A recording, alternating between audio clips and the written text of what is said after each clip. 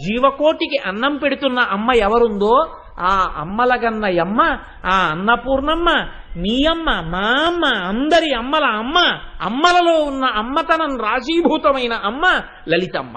కాబట్టి అటువంటి తల్లిని లోకానతిత్య లలితే లలితా తేన చోక్యతే, దయ కలిగిన అమ్మ. కాబట్టి ఇది ఆవిడ లాలిత్యం, ఇది ఆవిడ ఎరుపుతనం, ఇది ఆవిడ అనురాగం, ఇది ఆవిడ కాంతి, ఇది ఆవిడ శోభ, ఇది ఆవిడ యొక్క భగం. కాబట్టి చూడండి, ఇటువంటి తల్లి ఈవిడ నామాల్ని చెప్తూ అగస్త్యుల వారికి ఉపదేశం చేస్తున్నాడు హయగ్రీవుడు. హయగ్రీవుడు మహానుభావుడు. జ్ఞానానందమయం దేవం నిర్మల స్ఫటికాకృతిం ఆధారం సర్వ విద్యానాం హయగ్రీవం ఉపాస్మహే. ఆ హయగ్రీవావతారం ఎలా వచ్చింది అన్న దాని మీద భాగవతంలో, దేవీ భాగవతంలో, ఇతరమైన చోట్ల అనేకమైనటువంటి విషయములను చెప్పి ఉన్నారు. భాగవతంలో మాత్రం